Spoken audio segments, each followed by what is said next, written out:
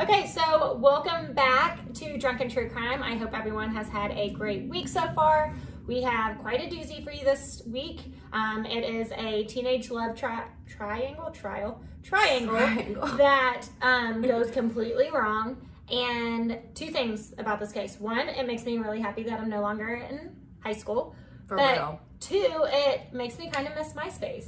That too. Oh my God. I mean, talk about like a drama-filled platform. Who is on your top 8, girl? Right? And that would cause such a thing. So anyway, but before we get into all that, my name's Natalie. I'm Erika, and this is Drunken True Crime.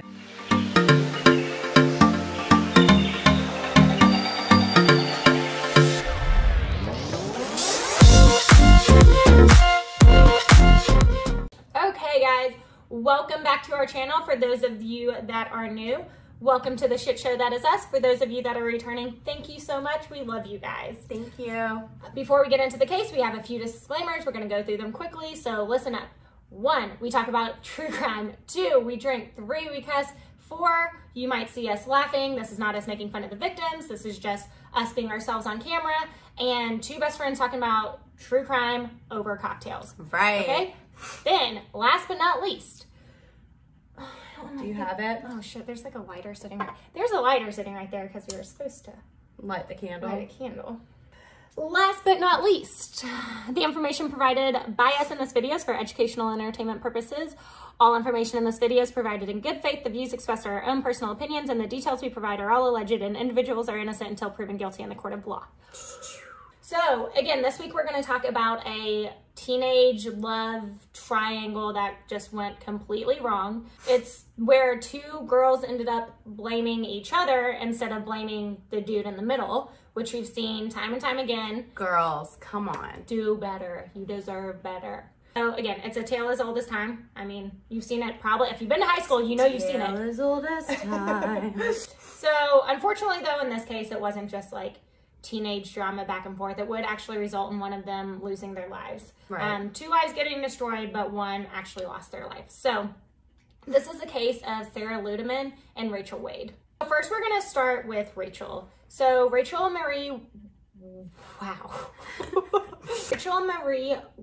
Wade. I want to say Ward for some reason. Okay.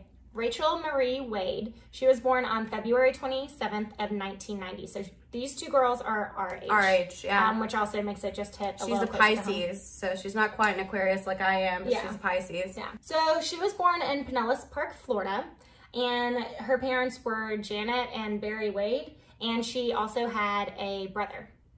She grew up in like a middle-class family, you know, very, very loving. Her mom was an assistant elementary school teacher. I think she actually taught special ed too. Cannot confirm. Some people said it was special ed, some people said it didn't specify. So, but I do believe it was special ed. And then her dad actually drove trucks for a local food distributor. Again, Rachel's parents would describe her as being, not again, because I didn't tell you that in the first place. So Rachel's parents would describe her as, you know, just an overall very, very happy kid. She loved Disney princesses, same. Girl, same. Yeah, she loved to draw, and just overall very energetic, well-behaved, did well in school child.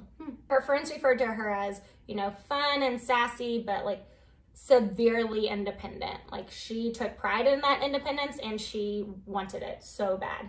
And they also said that she commanded attention. So one thing about Rachel is she was super gorgeous, like very, very pretty, very, very thin, very petite. She got a lot of attention because of her looks. Right. She knew she was a pretty girl and she used that. And her mom would actually say that girls wanted to be like her and guys wanted her. And the statement could not be more true. Wow. And she knew it and she used that to her advantage. So Rachel had no problems making friends. So she had a lot of friends and she had a lot of boyfriends over the years. However, when she was just in elementary school, she would actually meet the guy that becomes the issue in this story. That the triangle. The point in the triangle. The point in the triangle. Yes. Now Rachel did really well in school and she had a really stable, normal childhood. However, all that started to change when she entered her teenage years. And she turned from this, you know, really well-behaved, happy child into this really, really rebellious, just fought with her parents constantly. And, you know, that's not like that out of the norm. You know, teenage girls sometimes, you know, they go through that phase. Yeah, exactly. But this was so much to where, like, when she was 15 years old, she actually got caught having sex in a parking lot with a 19-year-old. So she was 15, he was 19. This kid got arrested. Statutory rape. Exactly. This kid got arrested. Rachel would also go on to run away from home over 14 times in just 1 year. Wow. Yeah, and she was fighting with her parents constantly. And her parents, they tried everything that they could to get her back on the right track. They took her to counseling. They did everything that they knew to do, but it just wasn't successful. And Rachel would actually go on to drop out of high school. Wow. So there were some really, really hard years in there for Rachel and her parents in their relationship overall. But Rachel would, again, we talked about how she was wanting to be so independent. So she actually didn't end up getting a job, and she saved enough money to move out of her house. And when she did this, she moved into her own apartment, and her parents' relationship actually got a lot better.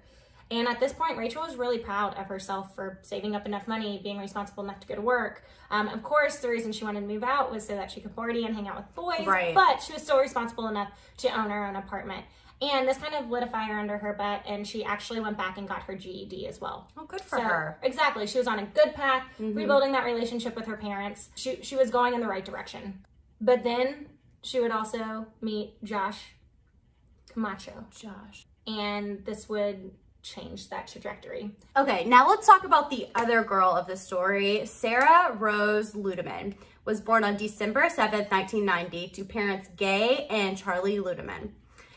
She was, quote, the miracle child because Gay and Charlie tried to get pregnant for a very long time in their marriage. Like, I think they said like 16 years they were trying. Yeah. And all of a sudden they get pregnant and Sarah is born. Yes. Shortly after the couple had Sarah, they moved from New York to Pinellas Park, Florida, because they wanted to live somewhere that was warm and safer. Yeah.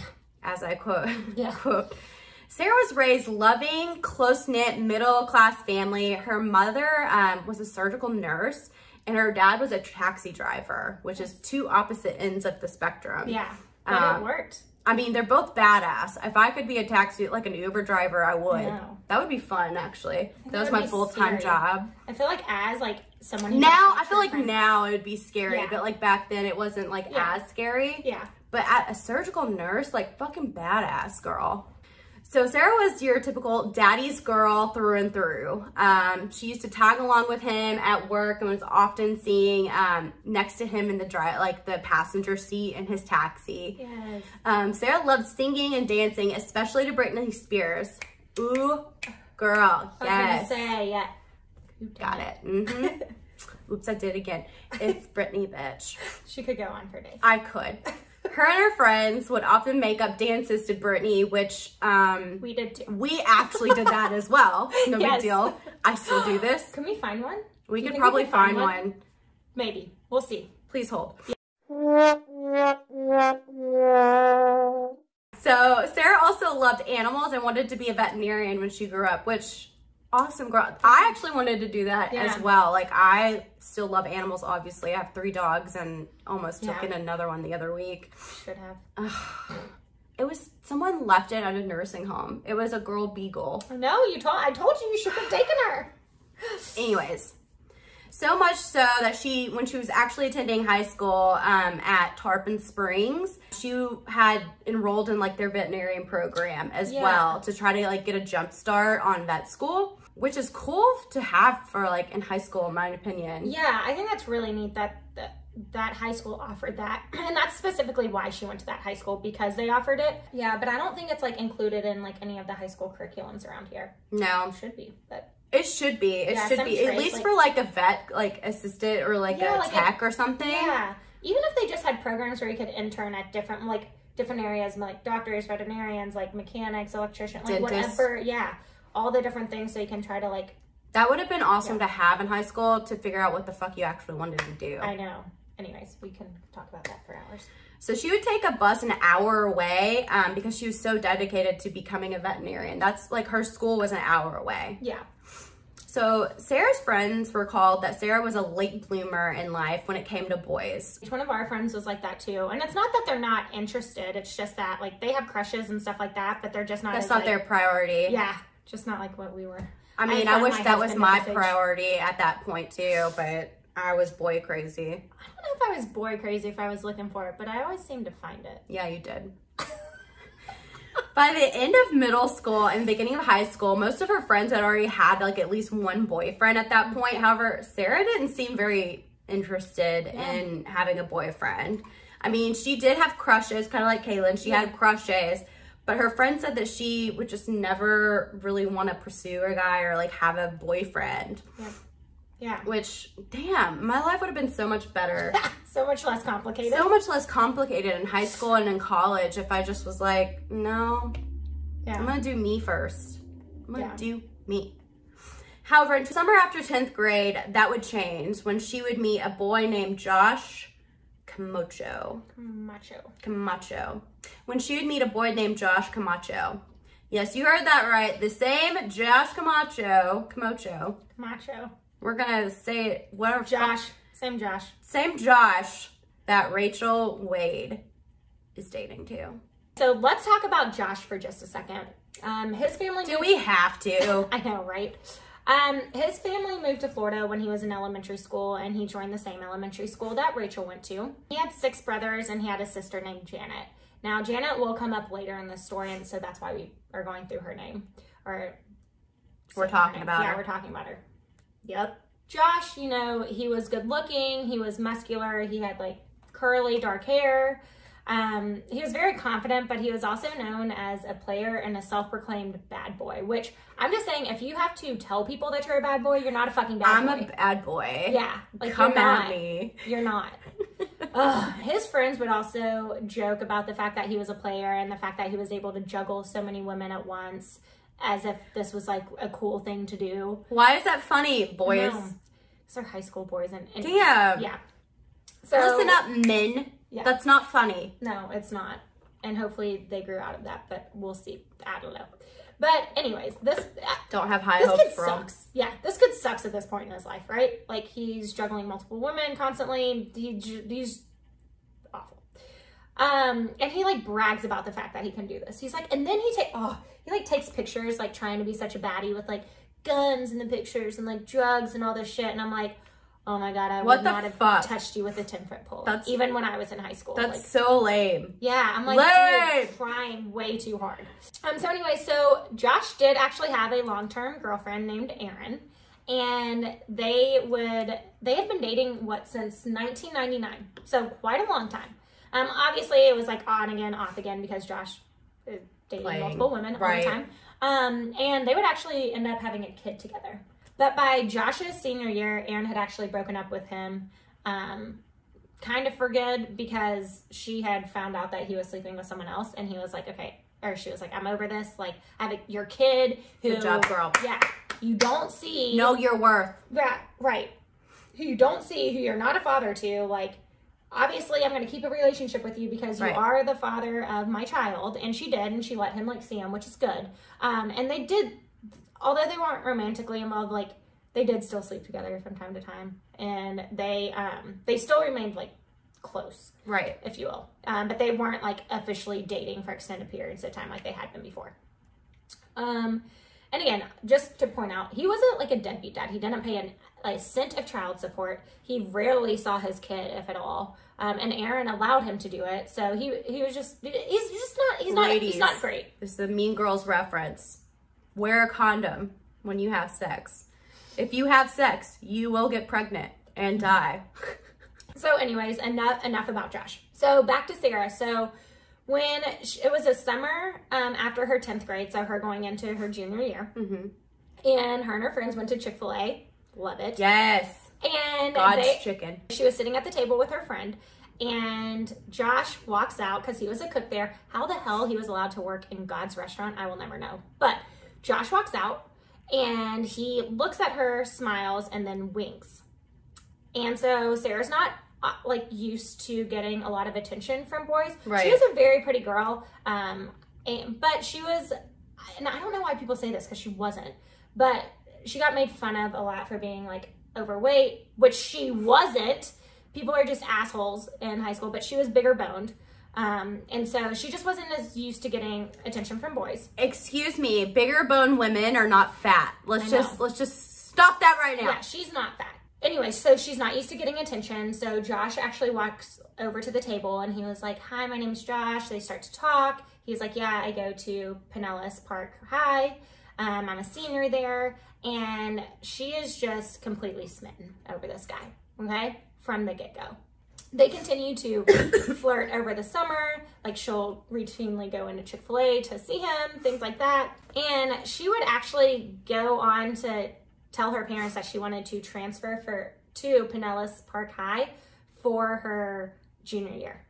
Now, her parents were really confused about this because the reason that she went to the other school is because she wanted to be veterinary school. Exactly. Yeah. Because she wanted to be a vet and they had that program. And so she was just kind of abandoning this, and they were like, what the hell? No, and she girl. was like, no, I want to go there. Like, I'm not making friends. Like, gave excuse after excuse. Well, we all know that it's because Josh went there. Exactly. But her parents didn't even know about Josh at this point, or that any of this was about him or about a boy. But like, Sarah remained very stubborn about this, and eventually her parents caved and allowed her to go to Pinellas High School. Now that Josh and Sarah were both at the same school, Sarah thought that like they would start dating immediately. Yeah. However, Josh ignored Sarah like at the beginning of the year, which because he was, you know, quote unquote too cool for her, whatever the fuck that means. But outside of school, Josh couldn't keep his hands off of the big boned girl. I mean, loved it. Loved it. And they hung out constantly. Josh was actually Sarah's first kiss, and she quickly fell in love and was fully consumed and enamored by this boy. Yes. Josh was able to manipulate and mold Sarah into doing what he wanted her to do for him. What's that? He was very controlling, and friends said that they quickly saw a change in Sarah, which... Yeah. That's like at the very start of like a domestic violence relationship where it's very toxic when you're controlling and trying to mold them into exactly what you want them to act and how. Yeah. And then you, like, if they stray away from that, they like do all types of like psychological manipulation to make you feel bad about it. Exactly. It's so toxic. So Sarah actually lost 30 pounds to look sexier for Josh. Girl, you look sexy to begin with. Yeah. Women, don't ever lose fucking weight for a man. Don't do it. Do it for yourself and for your health. Don't ever fucking change your appearance for a man. Or anyone else. Or anyone else. But especially for someone that you're trying to get in a relationship with. Woman, girl, alien, boy, doesn't matter. Yeah. Don't do it. So she only wore pants after losing like 30 pounds because Josh didn't want her showing off for like her legs around other boys or like her assets. Yeah. Oh my God, stop shaking her boobs. Around her assets around other boys. She started ignoring her schoolwork and her grades like plummeted, which, girl. Yeah, I know. She had everything going for her until she met Josh, just like Rachel. This once Ravenclaw rule-following girl became completely obsessed with this bad boy, Slytherin. Yes. Her parents became extremely concerned with, Sarah's personality and her behavior changes. They knew it was because of this new boy, Josh, that's come to town. Yeah. And to no one's surprise, they did not like Josh at all, which, why would you? Who does? Why would you? This guy has, like, changed your daughter's appearance and weight and grades and how she's personality, her attitude. Just changed everything. And, I mean, he's a terrible influence on her. Exactly. But no matter how much they try to reconcile or like just try to beat it in Sarah's mind, like, this guy's not good for you. Yeah, you could do so much better. She just wouldn't listen. Her parents even tried to make peace with Josh because they knew if they like kept pushing her away from them, it was just going to drive her further and further away into his arms. So they knew if they just made peace with him, maybe they can still save her. Sarah... Oh, sorry. Like, maybe he'll, like, this will pass. Like, this is a phase. This is like a phase. Bad boy phase. This is just a phase that she's going through. Yeah, and maybe we could still save her, and, he will fuck up, and then she'll be done, you know? Exactly. Sarah's dad would even invite him to sporting events, and her mom would make him dinner. However, Josh was just a little fucking punk. Yeah. Little fucking brat. Yeah. And didn't appreciate any of the efforts that were made by her parents. Yeah. I mean... Go the fuck home, dude. I know. I know that Why? teenage boys don't particularly love doing things at their significant other's parents' house, but fake it. Fake it till you make it. I mean, they're going to be around no matter what, dude. Yeah. Fake it for a little bit until you get to know them, and then I bet you would like them. Exactly. Dick. What a fucking dick. So, no shocker here that Josh was like, nah, I'm good. Nah, dude. But Sarah and Josh's relationship was not great. Shocker, right? And this is no surprise to you. Like we said, he was very controlling. They would get into huge fights, toxic fights. The local police were even called 6 times because of public arguments between the two. At one point, when Sarah was confronting Josh about sleeping with another girl, Josh punched Sarah in the face. Yeah. Let me repeat that. Josh punched Sarah in the face. Yeah. And he admits to it. After she confronts him for sleeping with another girl. Yeah. He's a winner. Fucktard. Yeah. You're a fucktard. You'd think this would be the final straw for Sarah, but no. She was so consumed by Josh that she refused to press charges. Yeah. And again, this is just another fucking sign of domestic violence and domestic abuse. Yeah. And what's so sad about this is Sarah's parents. It's like Stockholm syndrome. Yeah. Sarah's parents wanted her to press charges, right? But Sarah was so adamant and they respected her wishes and didn't pursue it. And I do you think that she was scared because she would lose him? Yeah, if he did.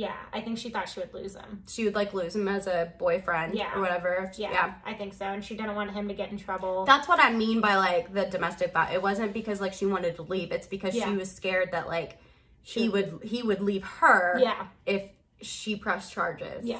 No, I agree. And I don't think she wanted him to get in trouble. No. So. Because that would just insinuate another fight. Yeah. I feel after that. Yeah. So at the same time that he was dating Sarah, he was also dating Rachel. Remember Rachel? The beautiful blonde bombshell? Yeah, that girl. Again, Rachel and Josh had gone to school together since elementary school. They didn't run into each other, or they didn't run in the same crowds though. They knew each other, but weren't friends and didn't hang out that often until the summer of 2008. When they ran into each other at a party and they really hit it off. They began dating quickly after that. Sparks were flying left and right. It's they meet across the room, eyes across the room. And then they're just oh yeah, it's on. Yeah. So at this point, it's now fall and Josh is dating both Rachel and Sarah at the same time. Now, mind you, how do you get shit done? Because he's a fucking 19-year-old kid who's unemployed, not going to school, and doesn't do shit with his life. So okay, he just makes sense. Cheats on women. What a winner, guys! I know. Way to fight over. Yeah. So again, Josh is dating both these girls, but both of these girls think that they're in a monogamous relationship with Josh. Now, Josh would go on to later say that he was just friends with benefits with both of them, and if they thought differently, that's their fault, not his. What a fucking fucktard. He is awful. You're the worst dodo in the world. Right? Even though at this point he was telling both girls that he loved them, and no, way more than friends with benefits. You're just manipulating girls is what you're doing. Yes. So with this deal though, Josh got the best of both worlds. He got his good girl that he could mold and manipulate in Sarah, and then he got the bad girl who's the fun, wild one in Rachel. And again, Rachel had her own place, so it's a place where he could crash as well. Again, he's 19, unemployed, lives with his parents, not much going for him. Using her. Exactly. Place to crash. He's using both of them for different reasons. And how this would work out is that he would hang out with Sarah during the day when Rachel was at work, and then Sarah had an 11 p.m. curfew, so she had to be home. And then when Sarah was getting off of work, Okay, editing Natalie here. I meant when Rachel was getting off of work, not Sarah. She was a waitress at Applebee's. When she was getting off work, he would go over to her place and then he would crash with her. So he got the best of both worlds out of the situation. Wow. Always a girl around him. He's awful. So somehow Josh was able to get both these girls completely obsessed with him. And when I say obsessed, literally obsessed with him, would fight to the death for him. And maybe that's not the best choice of words, but it is. It's what happened. It is. Now, both of their sets of friends, so Rachel's friends and Sarah's friends, both of them and their parents were listen, Josh is bad news. You can do so much better. He's put you through hell already. Get away from him. But you could not talk sense into either of these girls' heads. They were completely enamored at this point and completely sucked in to Josh's manipulation and... Right. Girls, you can do better. Do better, You girls. can do better, okay? You deserve so much more, and Josh is the scum of the earth. I mean, I kind of get it, but, like, you're worth so much more than this pixie stick wannabe dipshit, okay? Like, he just... I'm just trying to put, like, my like, brain into, like, myself at that age, and... Yeah. I had very low self-esteem. A boy would make me have self-esteem, and I feel like that's what's going on. Yeah, and I get that. I think every girl is that way to some degree, where you're still trying to find your, like, self-confidence and, like, in high school. Unless you're born with it, and then more power to you, but... Right, then you're just like a unicorn. Yeah, that just doesn't happen. I mean, I do get it. I do understand it. I'm not ragging on these girls. I'm just saying I wish that they could have realized sooner that they were worth so much more. Too. I'm sure, like, their parents wish they would have known sooner, but I feel like it's, like, one of those things you have to figure out yourself. Oh, definitely. You have to, it's experience. It's experience. Anyways, no surprise here, the girls would eventually find out about each other, and they found out through MySpace. MySpace! I freaking bringing the drama since 2006. Yes!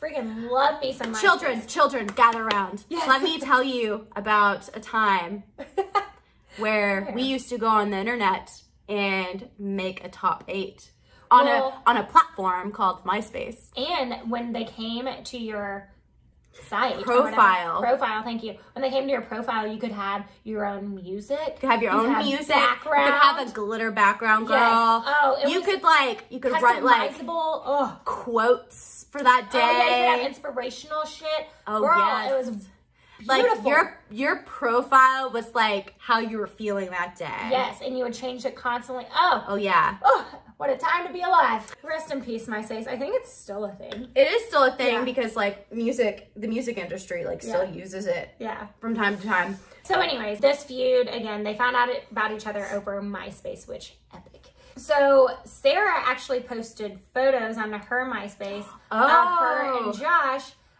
They had recently gone to the beach in New York on a trip together, and she posted the photos, and Rachel saw it and was like, what the Scandalous. fuck? Like, this is my man. What the fuck are you doing? And instead of getting mad at Josh, she got mad at the girl. Exactly. Now, she did get, like, kind of mad at Josh or whatever, but she took it out on Sarah, right? Like, this ignited a fire under her ass. So Rachel posted on June 17th of 2008. When we first met, I was madly in love, but since then, things have changed. You called me names, you slept around, I deserve so much better. And then Sarah replies, he found better. Oh! Get roasted. Savage. Oh my God. MySpace was such a drama-filled platform. It was. I loved it. I know. From there, the feud just got, like, really heated, and they went back and forth. And on MySpace, like, constantly back and forth, just going at each other, posting their own pictures of them with Josh, like, going at each other. But eventually... I'm sorry, I don't mean to laugh. No, but it's like, so ridiculous. Like, this is what would happen. So then it did eventually move from MySpace to, like, cell phones, right? Okay. So they somehow got each other's cell phone numbers. I don't know if Josh gave it to him or whatever. He probably did. Let's be honest. He's like, you guys want to fight? Here's her cell phone number. You know he was fucking loving this. He's like, let me record it. Yeah. Can I listen? Can I listen? Now, we have recordings that we're going to play for you of messages that Rachel left Sarah. Now, Sarah saved these messages. Good girl. Yeah, Rachel states that she also got equally as, like, savage and ridiculous messages from Sarah, but that she deleted them. So, I don't know if you can believe... I think Sarah probably did, because she did not lay down and take this well. Like, she fought back in terms of, like, on MySpace and things like that. So, I bet there were some messages, but unfortunately, we'll just never know because Rachel deleted them. So, maybe Sarah didn't send them, but...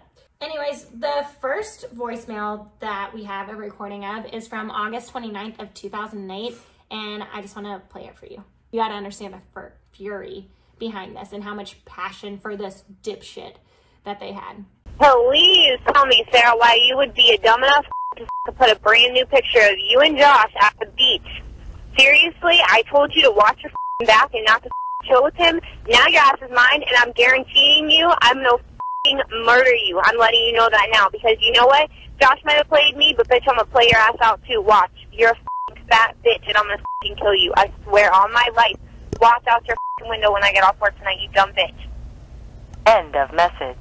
So this didn't scare Sarah off at all. It actually made her buck up. Nook if you book. Why? Nook if you book. Girls are wild. Nook if you book. Her and her friends began like taunting Rachel, like heavily. They would follow Rachel and scream at her and threaten her, and they would just like show up at her work and sit in her section where they would spill like drinks, or she would have to like clean it up. They would purposely make Rachel fall when she had a plate of drinks and food. Yeah. Bitch, if that was my buffalo wings that you made that girl like drop, oh, I'd be coming after you. I'd be coming after you, okay? If you purposely made my waitress drop my buffalo wings, oh hell no. One night, Applebee's had a karaoke night, and Sarah and her friends sang Girl Fight. It's about to be a girl fight. Oh, dude. Reminds me of my wedding for like yes. That's what the song we played to the bouquet toss. Yes. And they were pointing at Rachel, which, wow, savage. It's a bold move to go into her place of work. It's about to be a girl fight. Yeah. I feel like that's so, like, that had to be so dumb. It's so high schooly. I'm sorry, if someone was singing Girl Fight and be like, it's about to be a girl fight, I would just start laughing. It's so high schooly. Like, it's so high schooly, but I could totally see us I could totally. like, doing that to someone. Yeah. So they even followed her one night when she was getting Taco Bell, which, girl, yes. Getting that crunchy bean burrito. I like how you know, like, the foods at each of these restaurants, like your favorites at each. Oh, yeah. I know Taco Bell, I don't know. And the Mexican pizza, oh my God. That is good. And sprayed her in her car with silly string. Yeah. Which, I mean, that's not that bad. Rachel called the police over it. What? Yeah. She was so tired of them, like, stalking and harassing her. This is, like, the last It's straw. fucking silly string, Rachel. Get over it, okay? I think it was just, like, the last straw for her. She was over it. Fucking silly string. It would escalate to the girls slashing each other's tires. Now, that I would be fucking pissed about. But silly string, nah, I'm not going to be pissed about that. Yeah. During this time, Rachel wasn't backing down either. She was talking a big game on MySpace and on the voicemail steal. Next message. It's so funny how you talk and you want to sit there and say that my man was at your house. Then tell me what he was wearing tonight, Sarah. You're a dumb bitch for real. If you're lying, I'm going to find you and I'm going to beat your ass. If you're not lying, I'm going to find you and beat your ass, okay? You keep playing games. You're a pathetic little bitch and you're a little girl. Honestly, what do you have that's going for you that Josh wants you over me for? I got a job, had my own place. What? Seriously? He could get anything he wants from me. Any thing, not to mention that I look probably 10 times better than you. And you run your mouth. You still got your mommy and daddy's curfew, bitch, for God's sake. What why do you run your mouth, and why are you that pathetic? Please do leave shit on your MySpace, because that's old news, just like you and him are. So keep talking, Sarah. You don't know when to stop. You haven't learned your lesson yet, but I'm going to teach you it. I'm telling you now. Keep with me, Sarah. Dumb, psychotic little bitches, and I'm telling you now, I'm going to show you psycho. Keep with me. You're with the wrong person, and with the one thing that I care about. So keep going, Sarah. Play your game, because I'm going to teach you how to grow up real quick. End of message. So this went back and forth for a long time, this Rock of Love and Flavor Flav voicemail that you just heard. Where are my Rock of Love addicts at? Because love it. I actually have a picture of me and Bret Michaels, and I had like a moment when he came to Riverbend a couple years ago. I had a moment. Anyways, this went back and forth for a very long time, and it all boiled over one spring night in 2009. So on April 14th, 2009, Josh was still playing both girls and promised both of them that he would hang out with them on the same fucking night. The same night. He's really escalating things. So after that, Sarah went home and got on MySpace and saw that Rachel had just posted "Lovin' My Boo." This really I can't, man, with what they're doing. Back and Loving my boo. It's so high school, but like I get it. Like I was not above it in high school. Like, what's going on? I'm above it now. This pissed Sarah off, and she texted Josh saying, "Whatever, Josh." This is how I feel like she did. "Whatever, Josh. You get so mad at me for everything, but you don't give a shit. When she puts something up or says something, you always believe her." And then minutes later, it's like, no matter what I do, she's always that much better. Then after no response, she messages, "All we fight about is her, or something that has to do with her, and it sucks. I hate fighting with you. I love you so much, but this shit hurts, okay?" This is like how I picture like the text messages going. Still, Josh doesn't respond. Shocker. I know. He's like, I'm not fucking dealing with this. Yeah, he's like, too much. It's like, this is too fucking much. 5 hours later, Sarah sends, "You say you love me, but you don't even have the decency to text me back." Josh continues to ignore her for another 2 hours or so, at which point he finally responds with, "Bring the movies." That's it. Which ones? I mean, Five Goes West or E.T.? What movies should she bring? Showing your age, girl. Hey, Five Goes West was awesome. And so what does Sarah do? She immediately runs to Josh and gives him Five Goes West and E.T., the movies. Oh, God. I don't really know what movie she did, but I'm assuming it's a VHS of Five Goes West. Maybe the same a lot. DVD. This is freaking... Okay, yeah, DVD. A DVD. Okay. We've upped it, okay? Yeah. She's the Man, and what's the other one? I don't know. I don't know where you're going with this.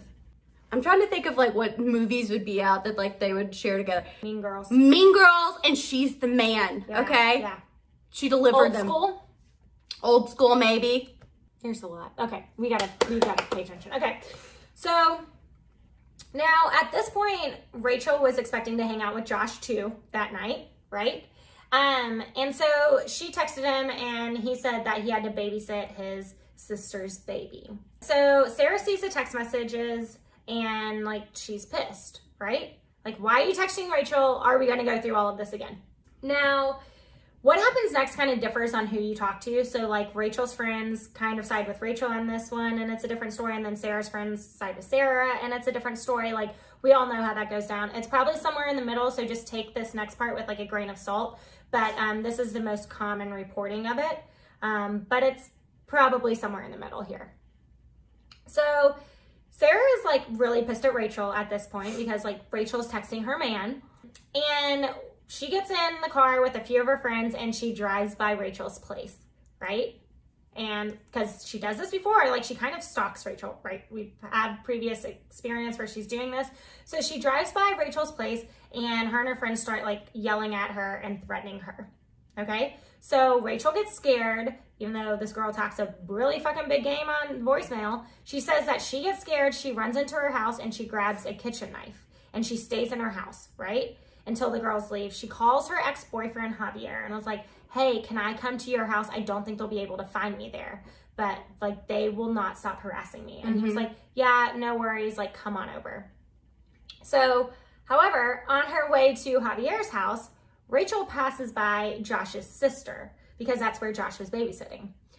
Passes by Josh's sister's house and she sees Sarah's car there. Oh shit. And she's like, she is so pissed. So Rachel immediately texted Josh and says, "Now I know why you're not talking to me, because you got her." And Josh replies, "That's right, I don't like you no more."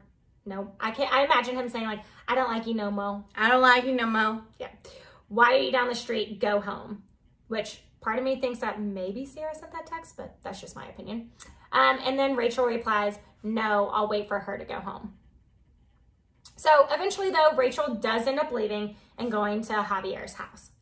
Now, around like 11:45, Josh's sister, Janet, wanted to get some food. So Sarah's like, "Okay, I'll take you to McDonald's." And I'm like, fuck yeah. Chick-fil-A, McDonald's, Applebee's, I'm here for this. Yes. So Sarah takes Josh's sister, Janet, and her friend, and they head to McDonald's.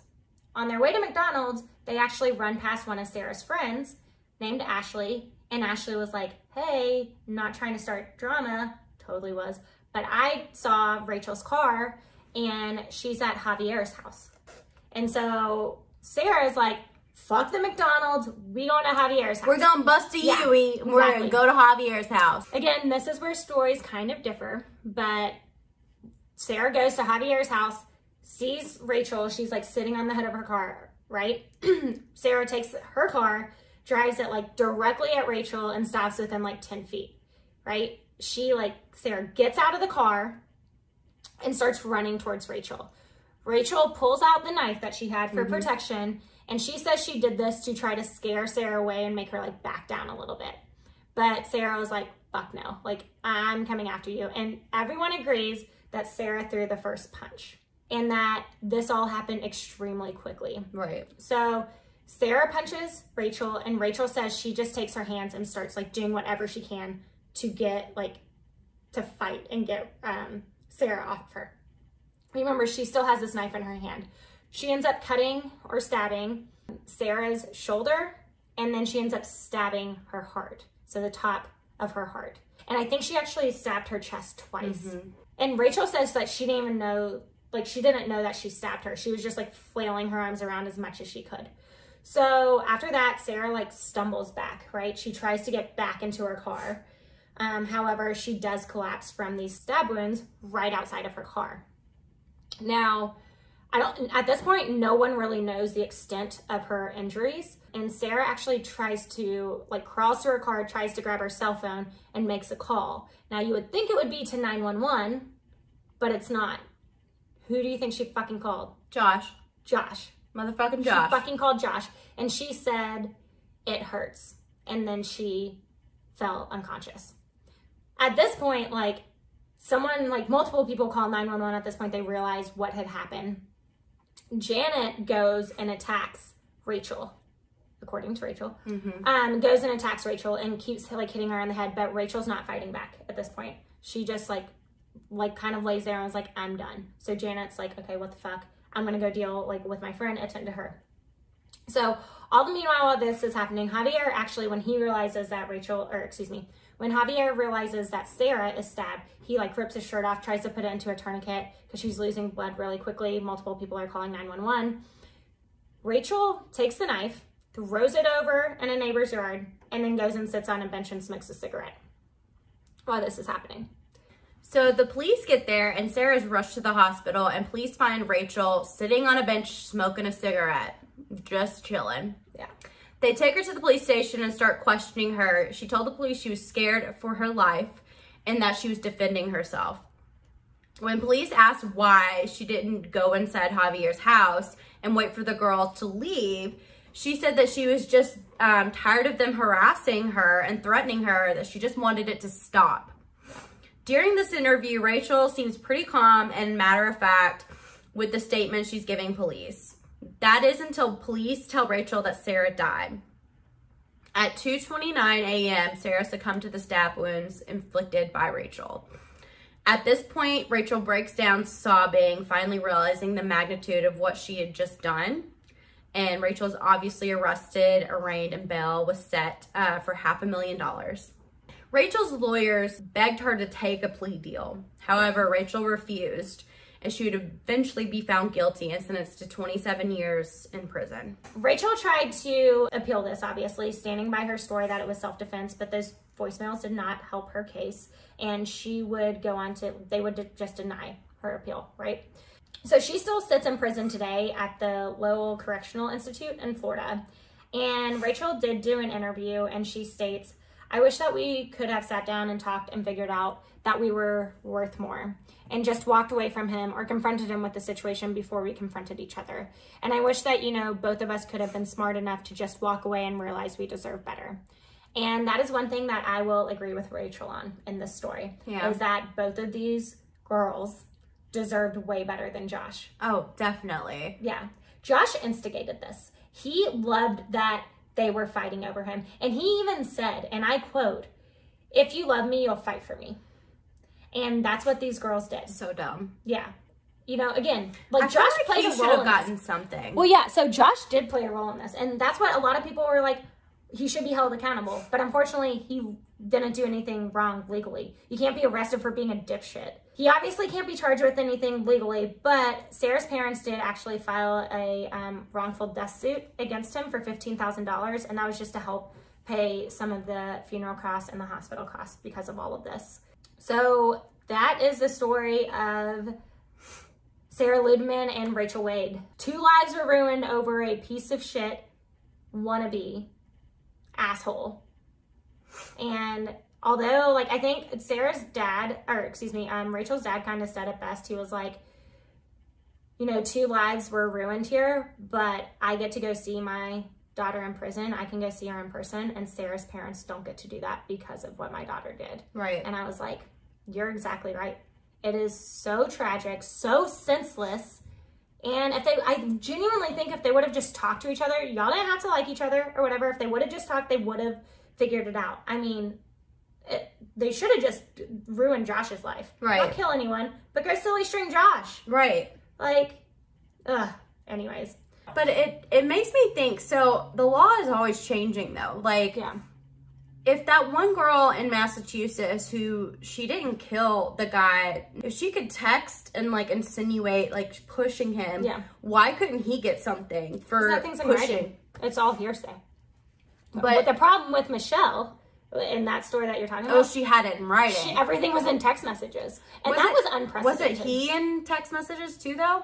No, It was all this hearsay. is all hearsay. Okay. Yeah, no, he didn't have a MySpace. He wasn't like doing voicemails like this. He wasn't popping off at the mouth like these girls were. Like, no. So, yeah, it's unfortunate. He should be held accountable to some degree, but I agree with them. There's nothing legally they can do.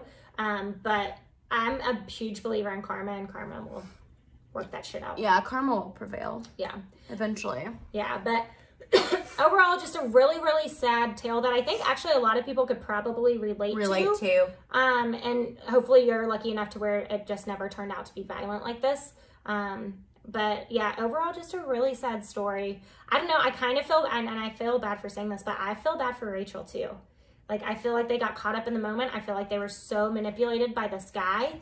I think she's exactly where she deserves to be. Right. But I do just feel bad. I wish that someone would have gotten Intervened. to them and like convinced them somehow. And I know a lot of people tried, but somehow had gotten through to them that they are worth more and this is not worth their time. And then they both could have gone on their way, like their own way. Right. But unfortunately, that didn't happen. So that's the case though. Let us know what you guys think. If you liked it, or whatever, just comment, like, subscribe for us. You know, it helps. If you want to be mean, that helps us too. Just comment about being mean to us, right? It helps the algorithm. Everything helps. And if you want to tell us how great we're doing or send us any kind of case recommendations, please contact us at Instagram, Drunken True Crime, at Drunken True Crime, or Gmail, drunkentruecrime@gmail.com. Yep. Send your girls some love. Yes, but until next time, Be a bitch and stay alive. Cheers.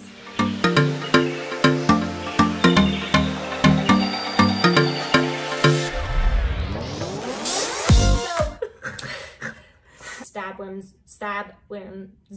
Wow. Can you like not show me? But she was born in penniless. Oh my God. Did you do these? God bless it, Natalie. Okay.